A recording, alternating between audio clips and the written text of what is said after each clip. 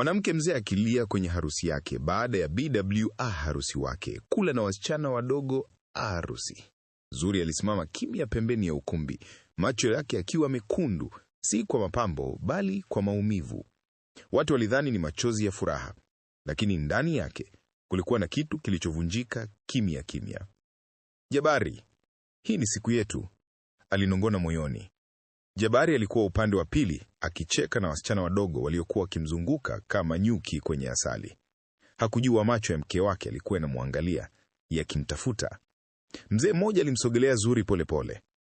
Mwanangu, ndoa sio picha nzuri ya leo, ni uwekezaji wa maisha yote, alisema kwa sauti tulifu. Zuri alimeza mate. Lakini uwekezaji gani unaanza na maumivu hivi? Ndani ya ukumbi muziki ulipanda, wageni walicheza, lakini Zuri alihisi kama yuko peke yake kabisa. Hii haikuwa hadithi aliyoyota. Aliwaza juu ya maisha ya baadaye, bima ya ndoa yao, usalama wake na thamani yake kama mwanamke. Alijiuliza, je, alifanya makosa kuamini mapenzi ya Jabari? Na mbali kidogo, mtu mmoja alikuwa akimtazama. Tumaini. Tabasamu lake lilikuwa la ajabu, kana kwamba anajua kitu ambacho wengine hawajui. Na hapo ndipo hadithi ya kweli ilianza. Tumaini hakukaribia haraka. Alisimama mbali kidogo, akimwangalia Zuri kama mtu anayesubiri muda sahihi wa kuingia sokoni. Zuri? Sauti ilisikika nyuma yake. Zuri aligeuka polepole. Wewe ni nani? Mimi ni mtu ambaye alijua ukweli kabla yako, Tumaini alisema kwa utulivu. Zuri alikaza uso. Ukweli gani? Tumaini alitabasamu kidogo. Jabari si mtu mpya kwangu. Maneno hayo yalichoma moyo wa Zuri kama moto wa polepole. Unamaanisha nini? Nilikuwa naye, tulikuwa na mipango, hata tulizungumza kuhusu biashara mtandaoni na uwekezaji wa pamoja, Tumaini alisema kwa utulivu. Zuri alihisi miguu yake ikitetemeka. Kwa nini uko hapa leo? Tumaini alimsogelea kidogo. Kwa sababu baadhi ya hadithi hazimaliziki, zinabadilisha wahusika tu. Ndani ya ukumbi, Jabari aliendelea kucheka bila kujua dhoruba ilikuwa inaanza nje. Zuri alijaribu kujizuia.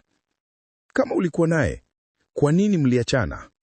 Tumaini alinyamaza kwa sekunde chache, kisha akasema, ulifikiri ni mimi niliacha? Kimya kizito kilitanda. Zuri alianza kuelewa, lakini bado hakujua yote. Na ukweli ulikuwa bado umejificha, ukisubiri muda wake wa kulipuka. Zuri alikaa kwenye kiti, mikono yake ikiwa imekaza gauni lake. Mimi siwezi kuvumilia michezo hii, alisema kwa sauti ya chini, lakini yenye nguvu. Tumaini alikaa karibu naye. Hii si mchezo, Zuri. Hii ni maisha yako. Ndani ya kichwa cha Zuri, mawazo yalizunguka kama upepo mkali. Alikumbuka jinsi Jabari alivyozungumza kuhusu mipango yao, kununua nyumba, kuanzisha biashara mtandaoni, hata kuchukua mikopo ili kukuza ndoto zao. Aliniambia mimi ndiye mwanamke wa maisha yake, Zuri alisema. Tumaini alitikisa kichwa. Aliniambia kitu kile kile. Zuri alinyamaza. Hii haikuwa tena hadithi ya mapenzi. Ilikuwa kama mkataba wa kifedha usioeleweka. Ahadi nyingi, lakini hakuna uwazi. Je, unajua ana madeni? Tumaini aliuliza ghafla. Zuri alishtuka. Madeni? Ndiyo, mikopo mingi. Na alitaka kutumia ndoa hii kama njia ya kujinasua. Maneno hayo yaligonga moyo wa Zuri kwa nguvu. Alianza kuona picha mpya, si ya harusi, bali ya hatari. Ndani ya ukumbi watu walipiga makofi, lakini nje ukweli ulikuwa unajengwa polepole. Na Zuri alianza kujiuliza, je, ndoa hii ni mapenzi au ni mpango wa kujiokoa? Jabari alipotoka nje kutafuta hewa, alikuta Zuri na Tumaini wakiwa pamoja. Uso wake ulibadilika ghafla. Zuri, hii ni nini? Zuri alisimama. Ni wakati wa kusema ukweli. Jabari alicheka kidogo. Ukweli gani tena? Hii ni siku yetu ya furaha. Tumaini aliingilia. Siku ya furaha kwa nani, Jabari? Jabari alikaza uso. Wewe huna haki ya kuwa hapa. Zuri alimtazama moja kwa moja. Ana haki zaidi kuliko nilivyofikiria.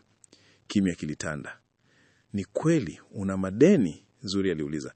Jabari alicheka kwa dharau. Kila mtu ana mikopo siku hizi. Hiyo si jambo kubwa. Lakini uliniambia tunaanza maisha safi, Zuri alisema. Jabari alisogea karibu. Zuri, Haya ni mambo ya kawaida, tutayamaliza pamoja. Tumaini alitikisa kichwa. Anasema pamoja, lakini anamaanisha wewe. Maneno hayo yalimchoma Jabari. We bado una chuki, alisema kwa hasira. Zuri alihisi moyo wake ukivunjika pole pole. Hii haikuwa tena ndoa ya ndoto, ilikuwa uwanja wa ukweli, na kila neno lilikuwa linafichua kitu kipya. Na bado, jambo kubwa zaidi lilikuwa bado halijafichuliwa. Zuri alitembea polepole kuelekea mlango wa ukumbi. Mziki ulikuwa bado unaendelea, lakini kwake ulikuwa kama kelele tupu. Jabari alimfuata. Zuri, usifanye maamuzi ya haraka. Zuri aligeuka. Maamuzi ya haraka? Jabari, hii si haraka. Hii ni kuchelewa. Alivuta pumzi ndefu. Nilikupenda. Niliamini tunaweza kujenga maisha. Uwekezaji wa kweli, sio hadithi. Jabari alijaribu kumshika mkono. Bado tunaweza. Zuri alirudisha mkono wake. Naamini katika usalama kama bima ya maisha, na ndoa hii haina usalama wowote. Tumaini alisimama mbali kidogo, akitazama kimya. Niambie ukweli wote sasa, Zuri alisema kwa sauti thabiti. Jabari alinyamaza kwa muda, macho yake yalizunguka kama mtu aliyekamatwa. Kisha akasema kwa sauti ya chini, sio tu madeni, kuna kitu kingine. Zuri alihisi moyo wake ukisimama. Kitu gani? Aliuliza. Jabari alimtazama moja kwa moja, na hapa ukweli mkubwa ulianza kufunguka, ukweli ambao ungeweza kubadilisha kila kitu milele. Ukumbi ulikuwa bado umejaa kelele za furaha, lakini kwa Zuri kila kitu kilionekana kama kimya kizito. Niambie ukweli wote, Jabari, alisema kwa sauti iliyotulia lakini yenye nguvu. Jabari alishusha pumzi ndefu. Kuna mtu ananitafuta. Zuri alikunja uso. Mtu gani? Watu wa deni. Sio kawaida. Hawa ni watu ambao hawasubiri. Tumaini alitikiza kichwa polepole. Nilijua itafika hapa. Zuri alihisi baridi ikipita mwilini. Na ndoa hii? Jabari alinyamaza. Kisha akasema, nilihitaji mtu wa kuniamini, mtu wa kunisaidia kusimama tena. Kwa hiyo mimi ni msaada wako? Zuri aliuliza, macho yake yakianza kujaa machozi. Zuri, sikutaka iwe hivi, lakini tayari ilikuwa hivyo. Ndani ya moyo wake, Zuri alianza kuona ukweli ambao hakuutaka kuona. Kuwa mapenzi aliyoyaamini yalikuwa na kivuli cha hofu na siri. Na mbali kidogo, muziki uliendelea kama hakuna kilichobadilika. Lakini kwa Zuri, kila kitu kilikuwa tayari kimebadilika. Zuri alitembea polepole hadi nje ya ukumbi, upepo wa jioni ukigusa uso wake. Alikumbuka maisha yake kabla ya Jabari. Yalikuwa rahisi, tulivu, yenye mipango yake binafsi. Hakukuwa na drama, hakuna madeni, hakuna siri nzito. Kwa nini mimi? Aliuliza kimoyomoyo. Tumaini alimfuata. Kwa sababu wewe ni mtu mzuri, na watu wazuri huamini kwa urahisi. Zuri aligeuka kumtazama. Na wewe? Kwa nini bado unajali? Tumaini alitabasamu kwa uchungu. Kwa sababu nilipitia haya. Nilimwamini pia. Kulikuwa na kimya cha sekunde chache. Kama ningekuwa wewe, Tumaini aliendelea, ningejiuliza kama maisha ninayoingia yana thamani ya hatari yake. Zuri alishika kichwa chake kidogo. Lakini tayari nimeingia. Bado unaweza kutoka, Tumaini alisema kwa utulivu. Ndani ya Zuri, vita ilianza, kati ya mapenzi aliyoyajua na ukweli aliyouona sasa. Na kwa mara ya kwanza, alijiuliza, je, kuondoka ni kushindwa au ni kujiokoa? Ndani ya ukumbi, watu walianza kuulizana, bibi harusi yuko wapi? Mbona hali haiko sawa? Jabari alisimama katikati, akijaribu kucheka, lakini macho yake yalikuwa na wasiwasi. Rafiki yake mmoja alimkaribia. Kila kitu kiko sawa? Jabari alitikisa kichwa. Ndogo tu, mambo ya kawaida ya harusi. Lakini moyo wake ulikuwa unadunda kwa kasi. Alijua Zuri si mtu wa kuigiza. Akiondoka, ina maana mambo ni makubwa. Alitoa simu yake na kumpigia. Haikupokelewa. Kwa mara ya kwanza, hofu ilianza kumuingia, si kwa sababu ya madeni, bali kwa sababu ya kumpoteza Zuri. Na alijua, tofauti na wengine, Zuri alikuwa mtu wa thamani, si tu kwa mapenzi, bali kwa maisha aliyokuwa anajenga. Labda nimekosea, alinong'ona. Lakini je, ilikuwa tayari kuchelewa? Zuri alikaa kwenye benchi nje, akitazama taa za mbali. Alikumbuka siku Jabari alipomwambia, tutajenga maisha pamoja. Maneno hayo sasa yalionekana tofauti. Je, ulikuwa unamaanisha nini? Aliuliza kimoyomoyo. Simu yake ilianza kuita. Ilikuwa Jabari. Aliangalia kwa muda, kisha akaikata. Tumaini alikaa pembeni. Hiyo ni mwanzo. Mwanzo wa nini? Zuri aliuliza. Wa kujichagua wewe mwenyewe. Zuri alifunga macho yake kwa sekunde chache. Alijua uamuzi wake ungeathiri kila kitu: familia, heshima na maisha yake ya baadaye. Lakini pia alijua ukweli hauwezi kufichwa milele. Na wakati mwingine, maumivu ya sasa yanaokoa maisha ya baadaye. Alifungua macho yake polepole. Na hapo, alianza kuwa mtu tofauti. Jabari alitoka nje haraka, akimtafuta Zuri. Alipomwona, alisimama mbele yake, pumzi yake ikiwa nzito. Zuri, tafadhali, tusimalize hivi. Zuri alisimama polepole. Hivi ndivyo ulivyoanza? Jabari alishusha macho. Najua nimekosea, lakini bado nakupenda. Zuri alimwangalia KWA muda mrefu. Mapenzi si maneno tu Jabari, ni ukweli, ni wazi. Tumaini alisimama kimya pembeni. Nipe nafasi moja, Jabari aliomba. Zuri alinyamaza, kisha akasema KWA, sauti tulivu lakini yenye nguvu. Nitakupa nafasi, lakini si leo. Jabari alishtuka. Unamaanisha nini? Maisha haya ni makubwa kuliko harusi ya leo. Nahitaji ukweli wote na muda wa kufikiria. Aligeuka pole pole, akaanza kutembea mbali. Jabari alibaki amesimama akimwangalia akiondoka, na hapo ndipo alitambua kuwa kupoteza Zuri kungekuwa hasara kubwa kuliko deni lolote lilokuwa nalo. Lakini bado hakujua kama angeweza kumrudisha. Zuri alirudi ndani ya ukumbi akiwa kimya, lakini uso wake ulikuwa tofauti. Hakukuwa tena na ule msisimko wa harusi. Wageni walimkaribia kuwatabasamu. Hongera bibi harusi, mmoja alisema. Zuri alitabasamu kwa heshima, lakini ndani yake kulikuwa na maumivu yasiyoonekana. Jabari alimsogelea haraka. Umerudi?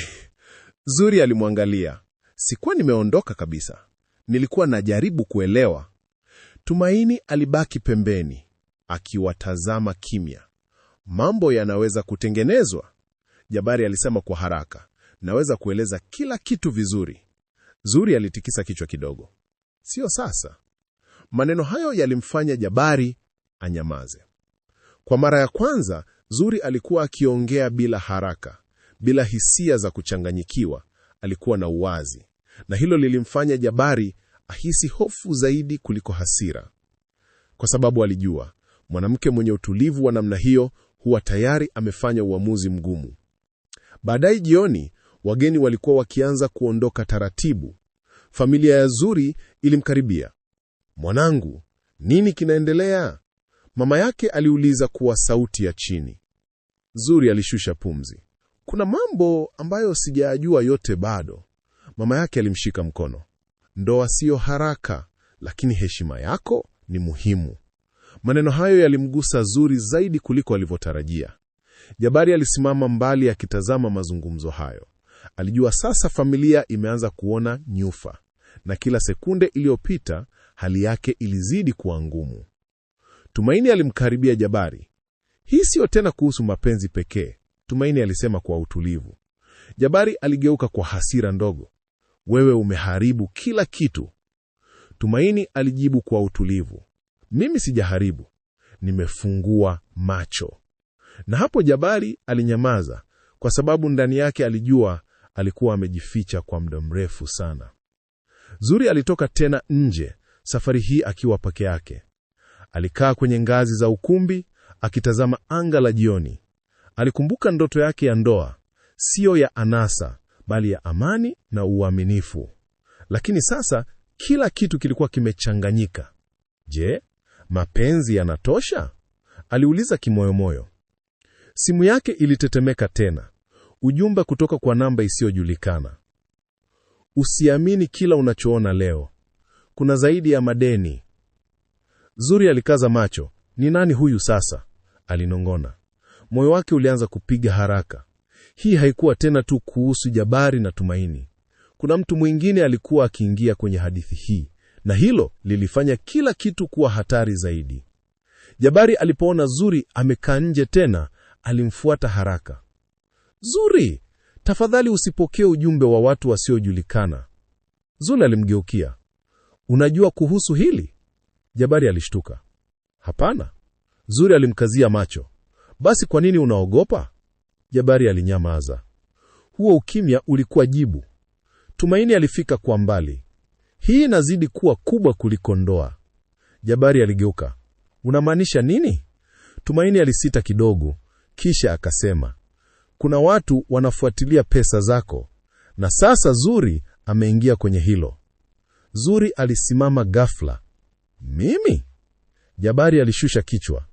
Kwa mara ya kwanza, Zuri alihisi si tu amechanganyikiwa, bali yuko hatarini. Na harusi yake sasa haikuwa sherehe. Ilikuwa mwanzo wa kitu kisichoeleweka. Usiku ulipoingia, ukumbi ulianza kuwa mtupu. Watu waliondoka, mziki ukizimwa taratibu. Zuri, Jabari na Tumaini walibaki, kila mmoja akiwa na ukweli wake. Jabari alizungumza kwa sauti ya chini. Sikuwahi kutaka hili litokee. Zuri alijibu, lakini lilitokea. Tumaini aliongeza, na sasa mnapaswa kuamua, kuficha au kukabiliana. Zuri alimtazama Jabari kwa muda mrefu, kisha akasema kwa utulivu, nahitaji siku moja, siku ya ukweli wote, hakuna siri tena. Jabari alitikisa kichwa polepole. Tumaini alijua HII ilikuwa hatua ya mwisho kabla ya mlipuko.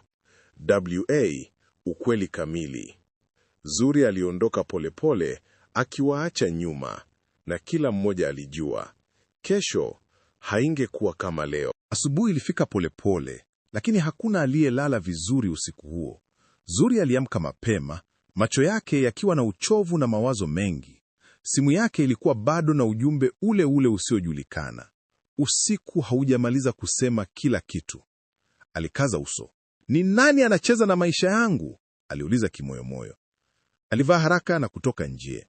Lakini alipofika barabarani, gari moja jeusi lilisimama mbele yake ghafla.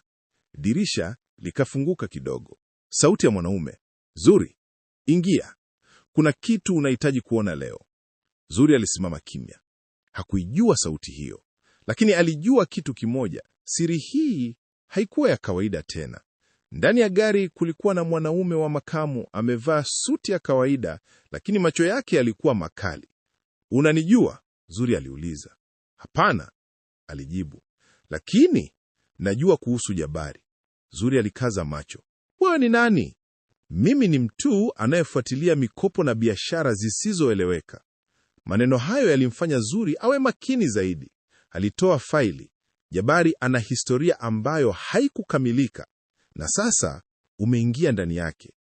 Zuri alifungua faili polepole. Majina, namba, mikataba na picha. Uso wake ulibadilika.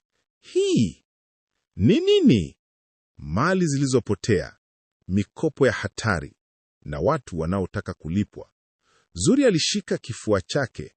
Kwa nini mimi nimeingizwa? Mwanaume alijibu kwa utulivu. Kwa sababu wewe ndio njia rahisi ya kumfikia.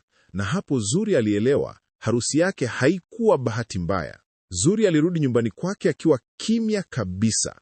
Alimkuja Tumaini akiwa anamsubiri. Nilijua utakuja hapa kwanza, Tumaini alisema. Zuri alitupa faili mezani. Unajua kila kitu, sivyo? Tumaini hakukataa. Ndiyo. Zuri alinyanyuka kwa hasira ndogo. Kwa nini hukuniambia mapema? Tumaini alijibu kwa utulivu. Kwa sababu watu hawasikii ukweli wanapokuwa bado wanaota. Kimya kilitanda. Zuri aliketi. Kwa hiyo Jabari aliniingiza kwenye hatari. Tumaini alitikisa kichwa polepole. Alikupenda, lakini alipotea kabla ya kukamilisha maisha yake. Zuri alishika kichwa chake. Hii sio ndoa, ni mtego. Tumaini alimtazama kwa huruma. Na sasa lazima uamue, unabaki ndani au unatoka kabla haijawa mbaya zaidi. Jabari aliitwa kwa simu ya dharura. Alipofika alikuta Zuri na Tumaini pamoja. Uso wake ulibadilika mara moja. Zuri, tafadhali usiamini kila kitu wanachokuambia. Zuri alimtazama kwa utulivu wa ajabu. Basi, niambie wewe ukweli. Jabari alinyamaza. Sekunde hizo zilikuwa nzito kuliko kelele zote duniani. Kuna watu nilikopa pesa kutoka kwao, alisema kwa sauti ya chini, na nilifikiri nitaweza kuzimaliza kabla ya ndoa. Zuri alicheka kidogo kwa uchungu. Kwa hiyo, nilikuwa mpango wako wa mwisho? Hapana, Jabari alisema haraka. Wewe ulikuwa tumaini langu. Tumaini aliingilia, lakini sasa tumaini hilo lina gharama. Jabari alishika kichwa chake. Kwa mara ya kwanza hakuwa na majibu, na Zuri alitambua huyu mwanaume hakuwa mhalifu tu, alikuwa mtu aliyepotea. Usiku ule wote watatu walikaa pamoja. Hakukuwa na muziki, hakuna wageni, hakuna sherehe. Kuna ukweli tu. Zuri alizungumza kwanza. Nimechoka kuishi katika hadithi hazijakamilika. Jabari alimtazama. Nipe nafasi ya kuanza upya. Tumaini alitikisa kichwa polepole. Wakati mwingine kuanza upya si rahisi kama maneno. Zuri alinyamaza kwa muda, kisha akasema, nataka usalama, sio ahadi, sio ndoto, usalama wa maisha yangu. Jabari alishusha macho. Tumaini alitazama pembeni. Hakukuwa na jibu la haraka, kwa sababu ukweli ulikuwa wazi sasa. Mapenzi peke yake hayatoshi pale ambapo maisha yako hatarini. Na usiku ule, uamuzi mkubwa ulikuwa bado haujafanyika, lakini kila mtu alihisi unakuja. Asubuhi ilianza kwa ukimya mzito. Zuri hakulala vizuri. Kila neno la usiku lilikuwa likirudi kichwani mwake. Jabari alifika mapema. Mimi niko tayari kuzungumza na watu wote wanaohusika, alisema kwa sauti ya chini. Zuri alimtazama. Sio watu tu, ni maisha yangu pia. Tumaini alisimama pembeni. Na maisha yako katikati ya mzunguko mkubwa sasa. Jabari alikubali kwa kichwa kipole pole. Basi tufanye jambo moja, Zuri alisema. Tuangalie ukweli wote bila kuficha chochote. Hakukuwa na pingamizi. Kwa mara ya kwanza, kila mtu alikuwa tayari kukabiliana na kile kilichokuwa kikija. Walikwenda pamoja kukutana na mtu aliyekuwa kwenye faili. Mwanaume wa jana alikuwa akisubiri. Hatari imeanza, alisema bila salamu. Zuri alinyanyuka. Hatari gani? Watu wanaodai pesa za Jabari wameanza kuuliza kuhusu wewe. Jabari alikaza macho. Mimi nitalimaliza hili. Mwanaume alitikisa kichwa. Hautalimaliza peke yako. Tumaini aliingilia. Basi suluhisho ni nini? Mkataba mpya au ushirikiano wa dharura? Zuri alicheka kwa uchungu. Sasa ndoa imekuwa mkataba wa biashara? Hakuna aliyejibu mara moja, kwa sababu kwa namna fulani ilikuwa hivyo. Na hilo lilimfanya Zuri atambue ukubwa wa tatizo zaidi. Jabari alitoka nje akiwa peke yake. Zuri alimfuata. Unajua nilikuamini, alisema. Jabari aligeuka. Na mimi sikutaka kukupoteza. Zuri alitikisa kichwa. Lakini umeleta kila kitu hapa. Jabari alishusha pumzi.